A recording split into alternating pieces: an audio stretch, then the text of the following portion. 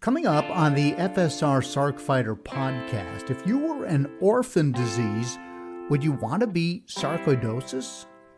But I can't tell you how many phone calls we've received since we did our patient listening session from groups that were watching or listening to what we did, and they really loved the way we did that. And John, I know you were a huge part of that as well, working alongside Mary at the live television studio, but taking all those phone calls and those polls and those questions in, and a lot of people in the rare community were watching that and thought that was a very special way to tell the story.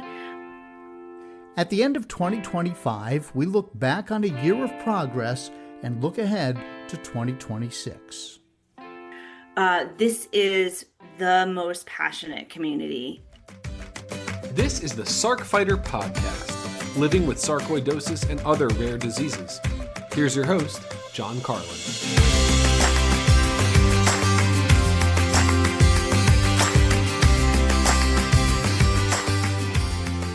Hello, this is episode 154 of the FSR Sarc Fighter Podcast. I'm your host, John Carlin. The date of this recording is December 27th, 2025.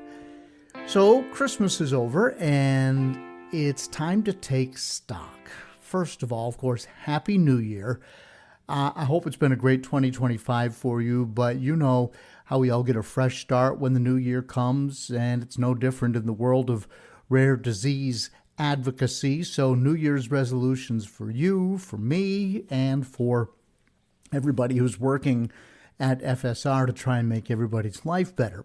So coming up today, I'll be talking with Tricha Shivas. She is the Chief of Staff and Strategy at the Foundation for Sarcoidosis Research. And she has some updates that are really going to give us a view of the serious progress FSR has made in the past 12 months, fundraising, research, patient outreach and support in all of those areas, and it's significant progress. I would say it's not incremental. It's really some significant stuff, and Trisha's going to update all of us on that. And then, you know, out of the thousands of rare diseases out there, and I guess I didn't realize how many there were till I got into my conversation with Tricha, but out of the thousands of rare diseases out there, most of which have their own .org, right? I asked Tricha where we stand. You know, how are we doing in the fight when we're compared to other groups? Now that's not saying, oh, you know, we want to be, you know, better than XYZ. It's not like we're, you know, putting the elbows out and trying to muscle out some other rare disease, but everybody is trying to get things going, right? You want things to work the way you want them to work, and it's not always true. And I would argue that I have seen good, better, and best versions of FSR so far. Let me give you an analogy. In my last podcast, I'm sorry for the deep dive that I went into the world of F1 racing. As I've shared, I've been stuck on the couch after rupturing my Achilles and having surgery, so pretty much sitting around with my foot up. But here's the thing. So when you look at F1, and I'll tie this back into rare disease, I promise. But in F1, those are the 20 best drivers on the planet. There's 10 teams, 2 drivers per team. Some NASCAR people might disagree with me, and I've covered NASCAR quite a bit throughout my career because we have a track nearby in Martinsville, and there's 2 NASCAR races there a year, and I've been in the pits. I've stood 5 feet away from Dale Earnhardt back before he ran into the wall at Daytona. Gosh, I can't even remember, more than 20 years ago. But you know, I know a little bit about race car driving. I've never been into F1 until I got stuck watching this really, really good documentary called Drive to Survive, which is now, I think it's 8 seasons long now. And so they have unprecedented access behind the scenes. And so you get to see what each of the teams is doing as they compete. And so you get to the very tip of the spear, right? The very best people at what they do, right? And yet there's a huge amount of separation between the best teams and the worst teams, and there's only 10 teams, right? So only a few, maybe 3, at the most 4, are competing for the championship, or even the top placings week after week, right? You can pretty much say, oh, Mercedes or Red Bull is going to win this week, and that's a pretty safe bet, all right, unless all kinds of chaos happens on the track. And that's not necessarily true right now, because McLaren is really big right now, but I'm drifting, as it were. But the fact is that there's so much work that goes into the detail and the planning that makes a team, any kind of team, successful. So in these documentaries, you see how each little part has to be pulling together. The people who build the car, the people who train in the pits, the people who go over the analytics, how fast a car is going through a given corner, yada, yada, yada. There's egos to manage, so there's the human element, right? And these teams push for every advantage just to be a few hundredths of a second faster per lap, right? And you can see that when things aren't going well, the cars are crap. People get mad. The drivers throw their helmets. They all yell at each other. They go behind closed doors. They have these quote-unquote difficult conversations. And you've seen this in your own life, right? You've seen it where you work. You've seen it in your family. You know, whenever you've got some kind of dynamic, maybe you play for a local softball team or a dodgeball team, or whatever, kickball team. Probably not too much drama and a lot more beer in those events. But for the people who are really trying to get it done, you got to get everything to click, right? And I have just had this sense for at least the last year that things are clicking at FSR. I really mean that. And that's good for us because we're achieving new milestones. And I just feel that momentum. I mean, you're going to hear Tricha talk about the magnitude of order of additional money that we're putting into research, for example. All right, you're going to hear how much more effective our outreach is, and you're going to see about relationships with government agencies that never existed before. It's not like we just got a little better. It's like these things didn't exist and now we've created them. So all of that is coming up in my conversation with Tricha here in just a little bit. Now, I do feel like I owe you an update on my my health situation. Sarcoidosis-wise, I guess I'm doing as well as I can be. And I did have an extended conversation with my doctor who repaired my ruptured Achilles because he said I had tendinosis when he got in there. Like that's kind of a decay of the tendon. But he also said, no, John, this is routine. And I said, does this have anything to do with sarcoidosis? Was something rotten down there? And he said, no. So it's not like I had some big granuloma on my tendon, which honestly I've never heard of, and he had never heard of sarcoidosis in a tendon. But I did have that conversation with him. So we can rule that out. I think this is just old age and me trying too hard to get to a ball that was trying to bounce in front of me on the pickleball court. All right. So now I'm 2 weeks out from the surgery. And then on December 22nd, they took the cast off and removed the stitches. So I'm back in one of these boots, but I'm still on crutches. And the doctor has told me I can put 50% of my weight on my foot if it's in the boot, which has about a 2-inch lift under the heel, so I don't stretch that tendon or put pressure on the stitches inside. So your heel is kind of lifted up towards your knee, which gives you a short tendon, and that's what they want me to have right now is a short tendon. By January 5th, the doctor says I should be able to walk without crutches in the boot, so that's when I'm going to go back to work. Stop watching F1. and I'm going to tell you that I am getting pretty nimble on these crutches in the meantime. I'm getting the stairs figured out. The thing that's really killing me right now is carrying a cup of coffee, right? Because you can't really hold the coffee and put your hand on the crutch, and yeah, I can get a cup with a cover on it, but if I just want to go get a cup of coffee, I'm still pretty dependent upon my wife Mary, who has been so gracious to just sort of tolerate me. Mary, can you bring me my coffee next to the television? Maybe I'm getting an eye roll, but I'm also getting my coffee, and it's actually been wonderful. But I do, the other thing that is true of being laid up is that I have more time to work on the podcast. So the last one, actually, I filed a couple of days late, and I did blame my situation for that. I was on the pain medication and so forth. Probably not a good time to be talking publicly. I'm off of all of that now. So you're actually going to get this one a couple of days early, but I think because of the topic, it's really important to get it out in 2025. Okay.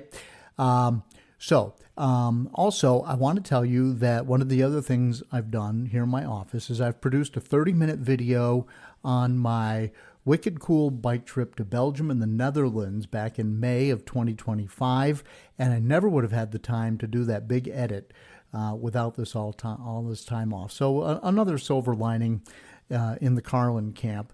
And if any of you are cyclists or travelers, I think you might enjoy it. I'm really pleased with the way it came out. I don't think it looks amateurish at all, but it's just kind of me riding my bike and guiding you through all these historic places and showing you around Bruges and Belgium and Amsterdam and the Netherlands, and riding my bike through windmills and those little narrow cobblestone streets.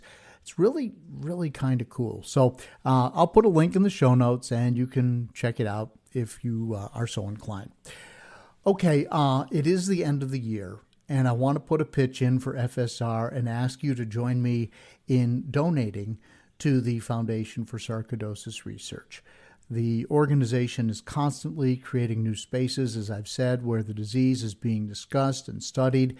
And the fact is that we are making so much progress in helping people who are in the midst of their struggle, also supporting researchers, people who are on the cutting edge of finding either a cure or a treatment for the disease. Remember, it's been decades since a specific treatment for sarcoidosis has been evolved. All the drugs we take are off-label. Drugs that have been developed for other diseases that medical science has just found that they actually work for us. So I want to ask you to give. This is the time of year that most people do, and I hope you'll consider a gift to FSR, and there is a link in the show notes, okay?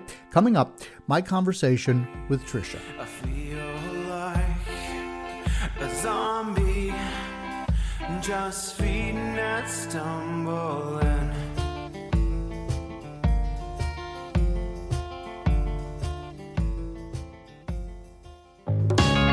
Hi, I hope you're enjoying the Sarc Fighter Podcast. You may be wondering, what can I do to help? How can I be a part of the sarcoidosis solution?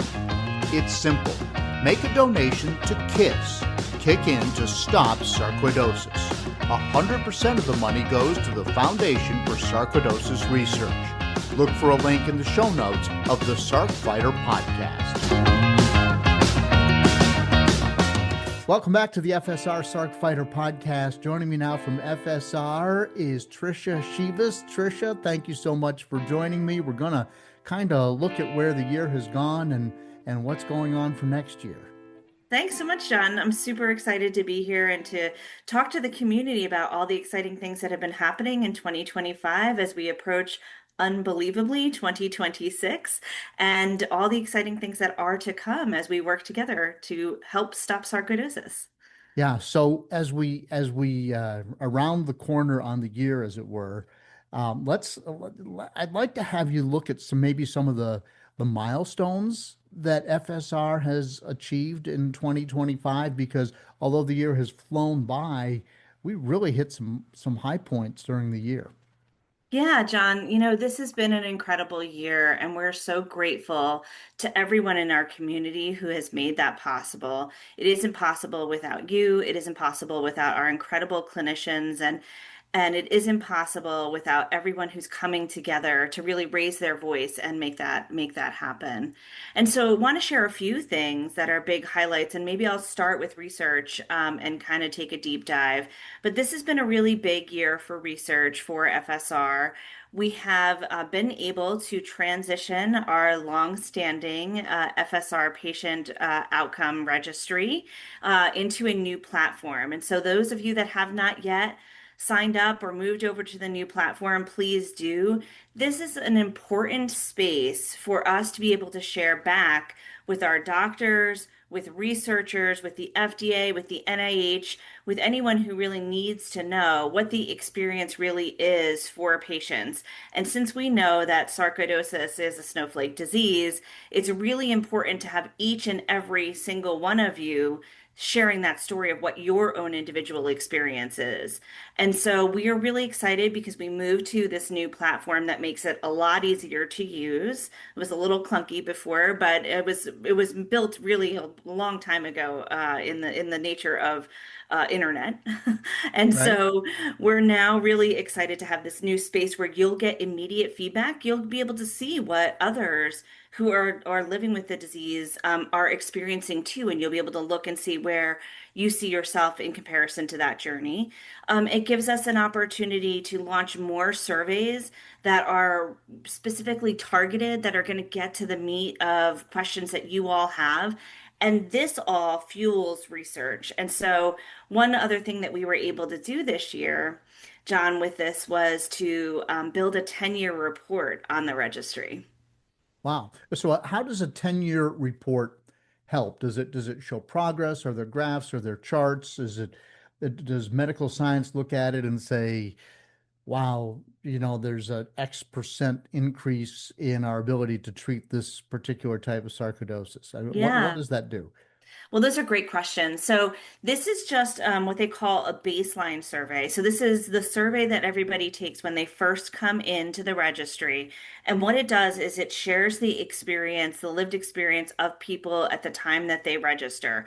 So, it's a really important snapshot in time, but we had never had this much data. So, we now have almost 7,000 patients from 68 countries represented in this data. So this is a first of its kind data set, very large data set, to be able to share around the world what the experience of living with sarcoidosis is. And so we capture things from symptoms to medications that people are taking, to also really trying to understand the impact on the daily life.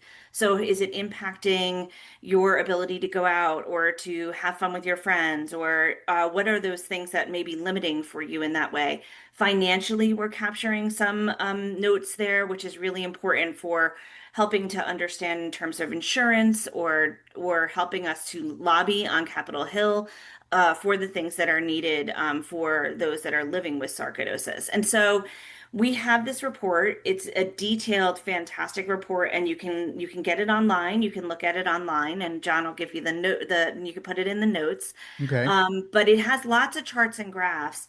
But really, what it's for is to help prompt research questions that can make it possible for the researchers to dig in not only into what are the causes of sarcoidosis, but really what are the things that are most important from a patient perspective in the daily life of living with sarcoidosis. And so you'll see in there a lot of prompts like, we should probably do more research on this. This is showing us a trend here, but we probably need to dig in a little bit more to understand why and how that's impacting the patients. Yeah. And it's probably too early to have any major takeaways from all that data, I would expect. And probably it will take a grant or something for somebody to really dive into it and build those kinds of takeaways that we might then be able to share with listeners at some point. Yeah, I mean, there's lots of takeaways, and I think we'll have you have one of our fantastic research team members come on and share a little bit of the takeaways that we do have. Again, they're very preliminary, but they are really insightful and really helpful. And but also, this is now a tool that we are partnering or pairing with another really huge project that we were able to lift off this year in 2025, which was a clinician data registry. And so, what's the difference? They feel like maybe they're Yeah. the same thing, right? And so the patient data registry is patients telling their own individual stories. The clinician data registry is a set of clinicians from many different disciplines. We have all the different disciplines coming together and being a part of this, who have built a series of data elements, questions that they're going to be capturing from their medical records, from the scans that you get, from the blood tests, from sort of that whole collective, to put all of those pieces in. And then our goal is to marry that data and to be able to look at what patients are saying and what clinicians are gathering, and to see where there's synergies and where there's differences, and where we learn something from the fact that fatigue is such a huge impact on our community, and what are they seeing in the blood test that might tell us something about that fatigue, not just at one institution, but at multiple institutions. And one of the exciting things is we're also aligning this with a group in Europe and a group in South America who are gathering data in the same way. So we're going to have a global picture of that, which is going to be incredible. Well, I'd be curious to see if those different population sets give us different data sets. Yeah. And some of that will be subjective because people look at their lives differently, or medical science may look at it differently, Yep. and some of it may be constants across the continents, as it were. So It's interesting, going to be interesting. really exciting to have this data, and this is the backbone of all research. So if you were looking at other, areas in research who have made really big progress, it's having these kinds of data sets where they can go in and essentially query different questions that the researchers have and say, well, I have this theory about this thing with clinical care, about trying steroids first or not trying steroids first, or trying mycophenolate, or trying whatever it is. And I have this theory about it, what it does. But now I have a data set to test that theory against, right? And so without that data set, we have had sort of individual institutions doing that, but it doesn't tell us across many different environments, which is really the key thing here. Got it. Got it. So what else? There's we made a lot of progress in research this year. I mean, Yeah. that's just the data research, but there's been some like boots on the ground, biological microscope, you guys in the lab making progress too. Yeah, the guys in the lab, they're really going very hard. So we have some really fantastic progress that has been made by our researchers that are really digging deep into into understanding sarcoidosis and really taking a deeper dive. And so there's a lot of work still being done on mice models for sarcoidosis, and really understanding whether or not they can work in certain ways, or other models that are testing against. And this is the backbone to all the increased interest from pharmaceutical companies, because we have something that they can now test inflammation about. And there's a lot of interest right now in understanding inflammatory diseases.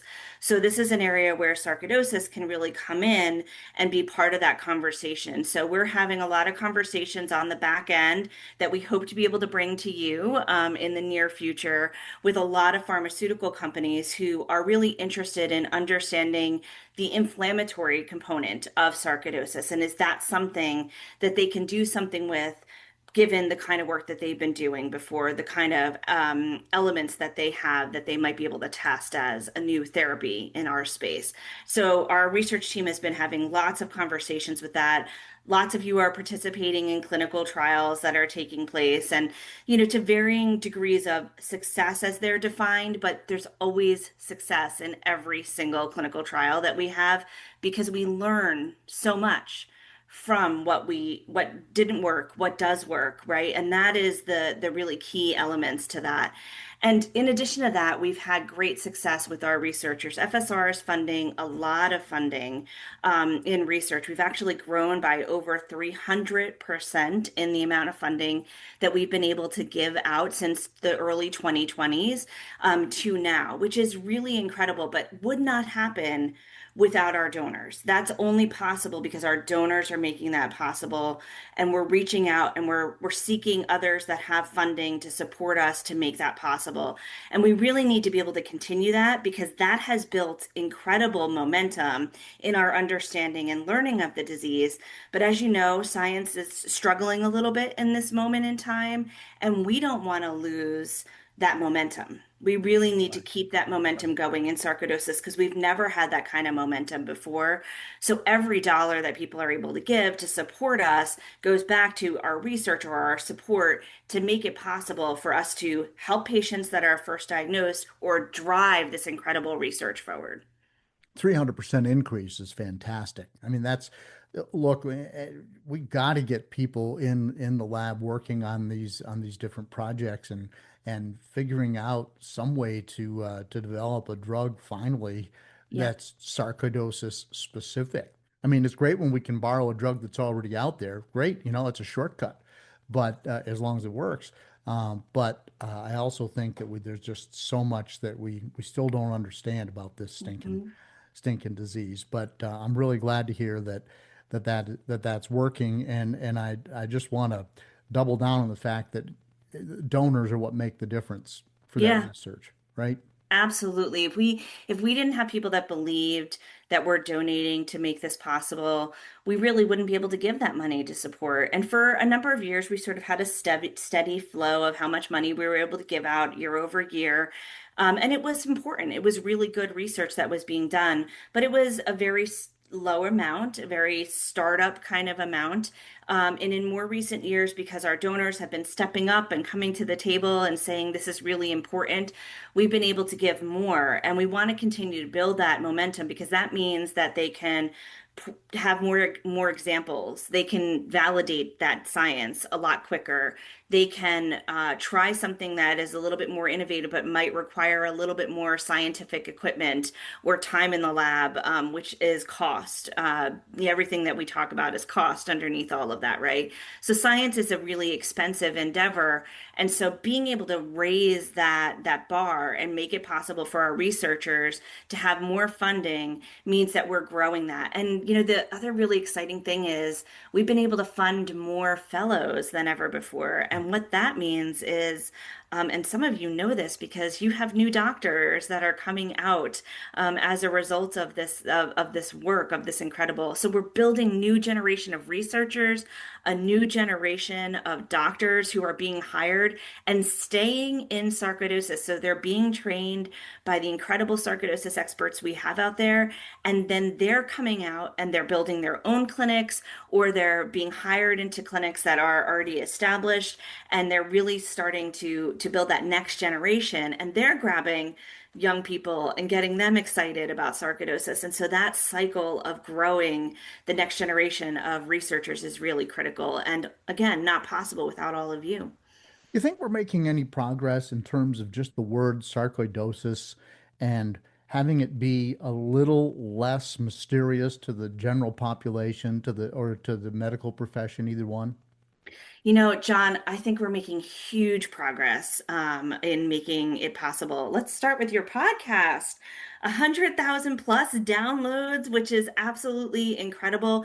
You're reaching beyond the walls of just the sarcoidosis community, reaching the sarcoidosis community, but beyond. And we know this because we have conversations with others. In fact, one of our employees that we hired actually came to us because she had heard your podcast, was looking for building something like this similar in their own network, and had heard that your podcast was a gold star version of a podcast to join, started listening, and got really interested in all the things that you were reporting on that were happening, in the sarcoidosis community with the researchers, with the patients. So that's just one example. But our community is also getting lots of followers.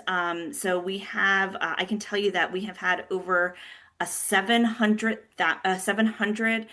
percent increase, which is absolutely crazy. 700% increase in followers of FSR, in followers on social media.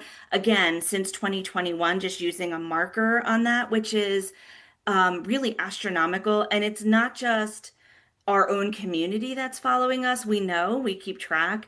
It's a lot of other communities that are now following us and sort of tracing us as that. And as you all know, Mary McGowan is our CEO, and many, many phone calls that Mary and I receive on a consistent basis from partner organizations who are seeing what is being done, and they're asking, how are you doing that? How is this possible?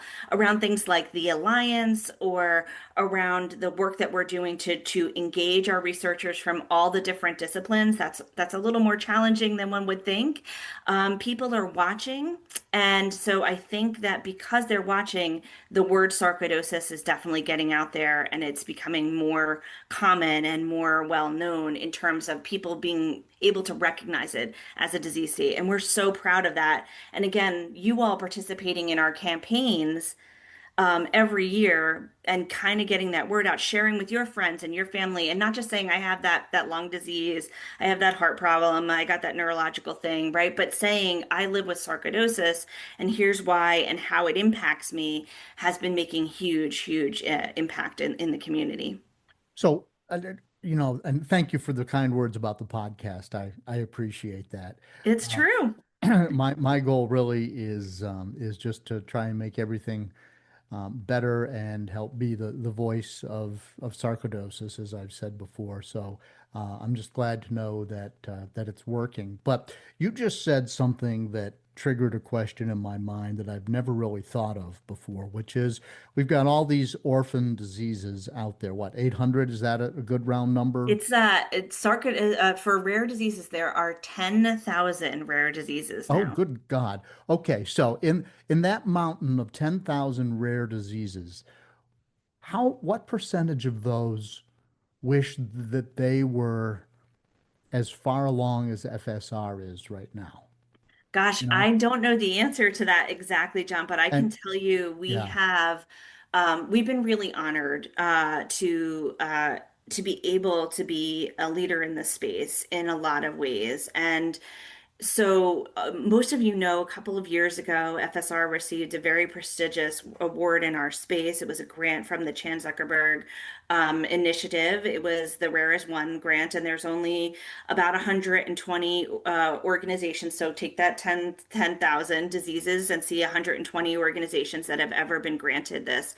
And one of the things that has been really rewarding, being part of that community, is the opportunity to learn from others, but also from them to really come to us quite often. And so we just did our patient listening session just a few months ago, about a year ago now, and we released our Voice of the Patient report this year. So if you haven't read that, please read it. It's chock full of incredible information.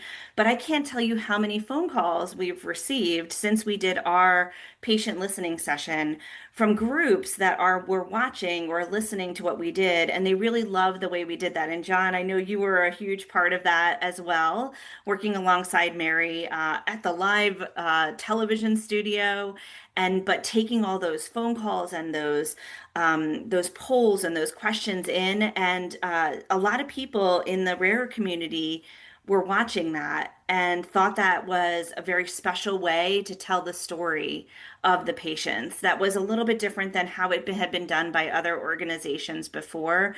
So it's things like that that FSR is able to do, or the incredible work that we've been able to do through the FMLA. And John, I know you've done a ton of help in helping us get the word out on that. But by taking something that our community identified as a problem and saying, okay, well, it might be a system problem, but that doesn't mean we can't address a system problem by chipping away at the system. And that was a perfect example of what we were able to do by making it so that people who want to participate in clinical trials and are eligible for family medical leave now have access to that family medical leave, right? And this is the mindset that we bring to everything, because there's no reason to hoard information or knowledge when you're really trying to drive disease. We need to be working together, and I'm really proud of FSR in our collaborative nature and the way that we try to work with others. And we foster that at all levels, whether that's with our clinics, our doctors, or other partner organizations. Yeah. Well, I'm going to give a little credit where it's due, Tricia, to you and to Mary and to the rest of the team. You guys just never, ever stop. You just, when I looked at LinkedIn, it's amazing. Like one day you're in this city, the next day you're in the next city, then you're on Capitol Hill. I mean, you guys just go and go and go. And I don't know where you guys get all the energy, but thank you so much. I really do appreciate it. Oh, John, thank you so much. And I'll tell you where we get the energy. It's from you, it's from the community. We say this every day. It's kind of a mantra that starts the day for the FSR team. We don't have time to wait to move the needle. We know every day from the stories we hear. Thank you to all of you who share your very personal stories with us, who call up, who share with Kathy when she's asking to put something online, who share with Steph when she's asking to put something on social media, who reach out to Kristen or Kate or our other team members, or are part of the registry for the research team with Elise and others. Thank you so much for doing that, because it is our motivation. It is the thing that keeps us going every single day. And we wake up in the morning, and it's truly a gift to know that we're working to make a change for a community. And you've heard me say this before, John, but I really believe it. I think we're on the precipice of a breakthrough. I really can feel it. I can just feel it. And so, when that happens, and it will be soon, we'll know it's because we kept pushing, and that the community was there lifting us up and supporting us and making it possible for us to keep pushing for that really necessary breakthrough. And after that, I think it's just dominoes. It'll all start falling into place. And that's our hope. Well, that would be amazing. That would be amazing. Yeah. In the meantime, this is at least a two-legged stool, because you got research on one side, and then there's all the support that you do for patients. And 2025, I want to say we have been queuing up for some big advances in patient support that we're going to see in 2026. What can you tell us about that so far? Yeah, absolutely. Well, first and foremost, we have an incredible team now that are there in place, that come with a lot of experience in patient support. And so they're really rolling up their sleeves and getting really excited about what comes next in that area. We have incredible volunteers. We've been building our pool of volunteers who have done, again, in the last 3 years, over 200 support. They've hosted over 200 support groups. That is incredible, right? When we think about the support that is out there. And these are, people living with sarcoidosis who take the time out of their day to host these meetings across the country with others to be able to lend that support. So we're really super excited by all the work that our different volunteers and those that are really stepping up are doing. We have a few things in the hopper that are going to be coming along in 2026, and I can't say too much, but I'll put a teaser out there to say that the team has been working on. We've heard you. We get a lot of phone calls, and we hear you when you call us, and so we know that some of the challenges that the community are facing are, challenges in getting access to their medications, or being able to have the support or find the resources that they need to support them. And so we're partnering with a different organization, and you'll hear more about this in 2026. And John, you can have Kate on, and she can share all the details with you in a later podcast. But we are partnering with an organization who's an expert in some of these areas, and there'll be services and support available to the community that we've never been able to do before. And again, this is because of you, because of our sponsors, because of donors that are making it possible for us to pour this money into this particular partnership to be able to make this possible. In addition, we've started a relationship in thinking about working with the veterans and the VA. And this is a huge step forward for us. As you know, we have 27,000 people who were veterans that are living with sarcoidosis. There was a recent study by Dr. Mohammed Siedeman out of Pittsburgh who talked about that those individuals, that their mortality is on the rise. So we have to jump in now and try to figure out why that's impacting them and how it's impacting them and how we can support them better.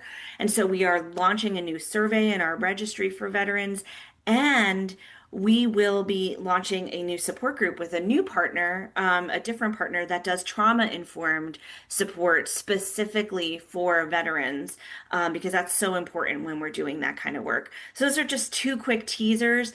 The other thing I'll tease is to say our webinar series, we were blown away by when 1,100 of you registered to hear from Dr. Manny Ribeiro out of the Cleveland Clinic about I know, John, your doctor, He's right? my doctor. Yep. And we heard from 1,100 of you who registered to hear about these rare manifestations. So we've heard you. We know that's a topic of interest, and we're going to be doing more on that and in other topics that you help us identify throughout the end of the year. And just keep going to our YouTube channel to watch those really incredible webinars. If you can attend live, send us questions, send us topics that are of interest to you so we can keep building out a really responsive program.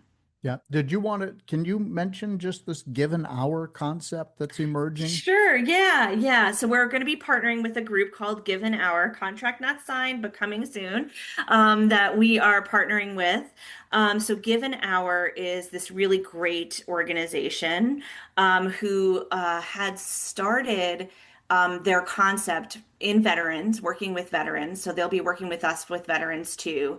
And the idea behind it is that they ask psychologists and psychiatrists to just give 1 hour of their expertise to finding a way to train up veterans to do trauma-informed support groups for veterans. And so this is being carried over now into sarcoidosis. They have two areas of interest because they believe also that having a rare disease can be very traumatic for people as well. And so they're translating this knowledge into both the veteran health and the rare disease. We consider this a pilot program, and we hope to be able to secure funding otherwise to be able to build and grow the incredible support group that we have now, that our national support group. Thank you to Susan and to Mary and to others who are helping to run that on an everyday basis. But those, we can help to build on that incredible psychosocial emotional support groups that we host that are a little bit different than the ones that we host through the FSR Global Sarcoidosis Clinic Alliance, where those are educational support groups. So more to come on our relationship with Given Hour, but it's super exciting. And for people who don't know, just real quickly, not that veterans aren't important already, but why do they stand out in the sarcoidosis community? Are they more likely to have sarcoidosis than the general population? Yeah, it's a five-fold increased risk over the general population for the soldiers to have sarcoidosis. And we don't exactly know much about that. We do know, just like the general community, exposure to small particulate matter is something to be concerned with and something to follow. And so there are a lot of individuals that have been exposed to burn pits, or to dusty roads, or some of those things that can be increasing explosions, obviously, that can increase their risk for sarcoidosis. But we also know that Navy veterans have a higher risk of sarcoidosis. And there's some theories about why.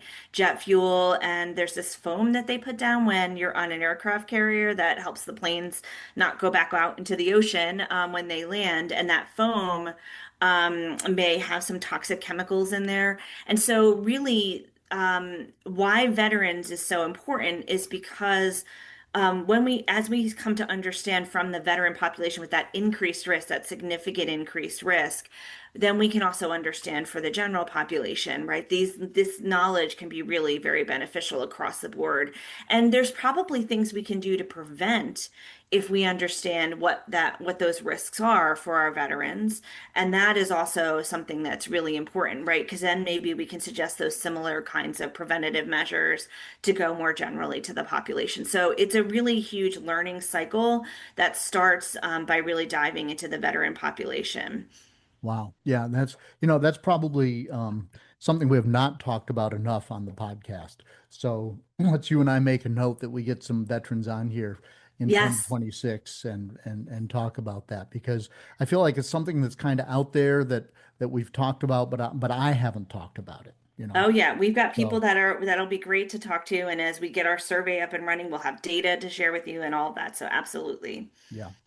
So all the work you guys have been able to accomplish on Capitol Hill in Yeah. terms of getting the federal government and the people who manage the money from the federal government and getting sarcoidosis, you know, towards the front of the line to receive some of that funding.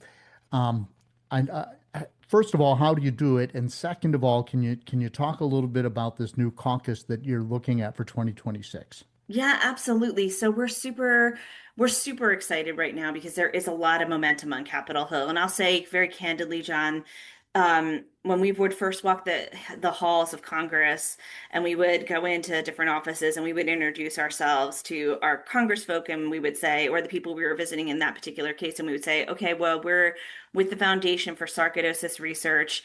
First of all, no one could say it. And second of all, they had no idea who we are. It's really changed. It's really incredible to go into these offices. They remember the previous conversations that we're having with them. They're asking questions that are taking them back to things that we talked about.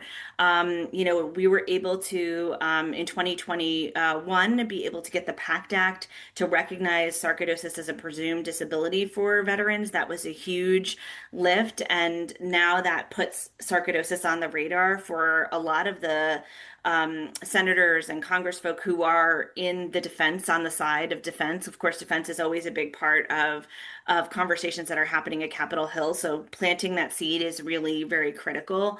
We've been able to move the needle again with that family medical leave. We had a lot of conversations and brought a lot of people forward. We did a congressional briefing a few years ago.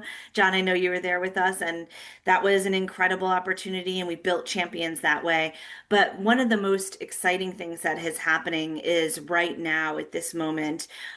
So there are people in Congress who have loved ones who have been impacted by sarcoidosis. And with a little bit of work and massaging, we have found those individuals who are out there, and we've started to work along with them. And we're building something which we're really excited about, which is a sarcoidosis caucus.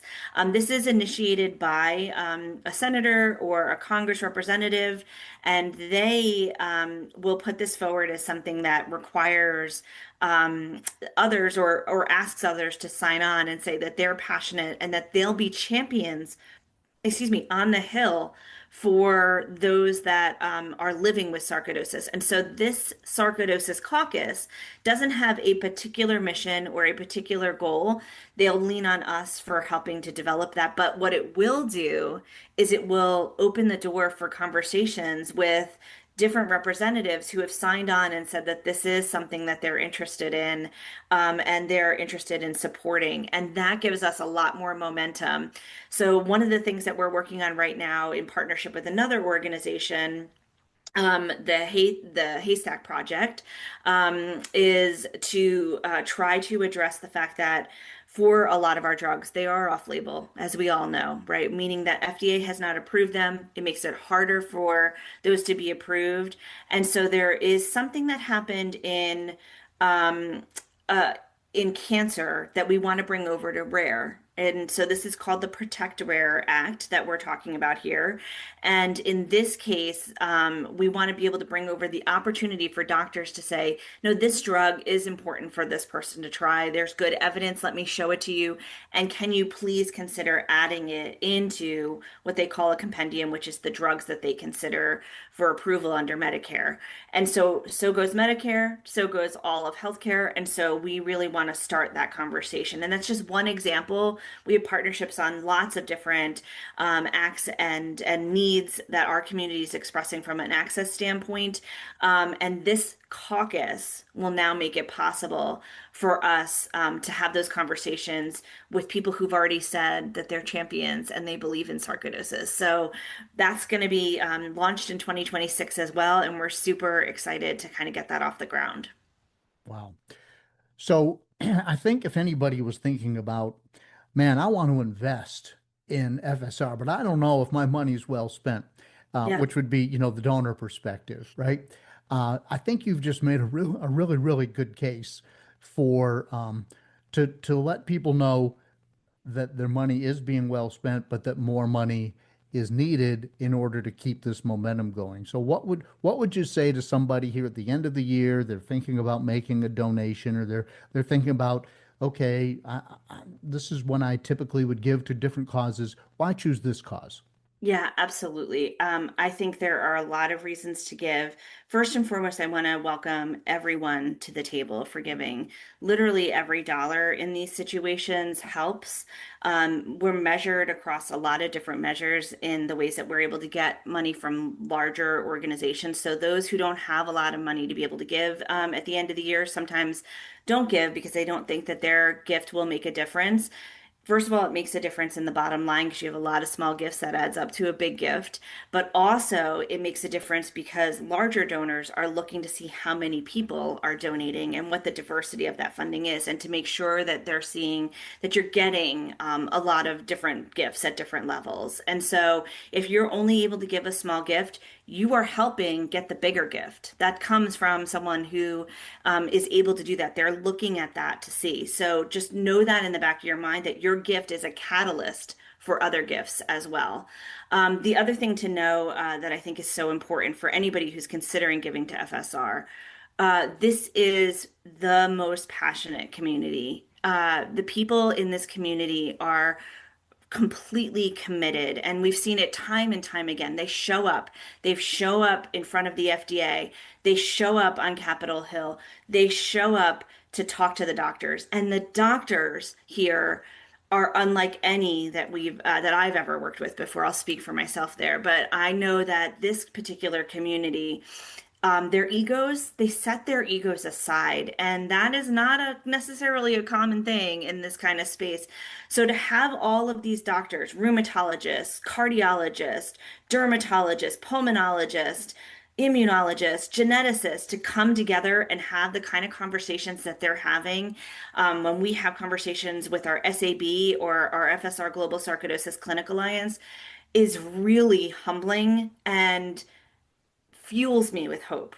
And this is why you should give, because you not only have the support of the patients and the community, but you have the support of the researchers and then the support of partners. And with all of that, again, we're right there. We're on the precipice of change. And if you want to be somebody who catalyzes change, not only in sarcoidosis, because honestly, sarcoidosis, if we understand sarcoidosis, we're going to understand a lot of other inflammatory diseases as well. If you're looking for something and you're saying, I don't know where to put that energy, I don't know where to put that money, this is where to put it. You have the right team behind you. And the easiest thing to do, and of course, I always put a link in the show notes, but if someone's hearing this and they're engaged and they're enthusiastic, just go to the FSR website and find the donate button and click it. It's that easy. It's that easy. It's that easy. It'll take you maybe 4 or 5 minutes because you got to fill in a couple of different things for security reasons. We always take your gift really very, very careful. We're very careful to protect you. Yeah. But take those steps. Give the gift today. It will make a huge difference in the lives of those that are impacted by sarcoidosis, and it will help us continue this incredible momentum. And truly, we cannot do it without you. And for everyone who's given a gift before, thank you from the bottom of my heart. Thank you from the bottom of the heart of the entire sarcoidosis community. You are fueling the future. Tricia, thank you so much for everything you do. Thank you, John. Really appreciate it. Thank you, everyone. I feel like a zombie, just feeding and stumbling.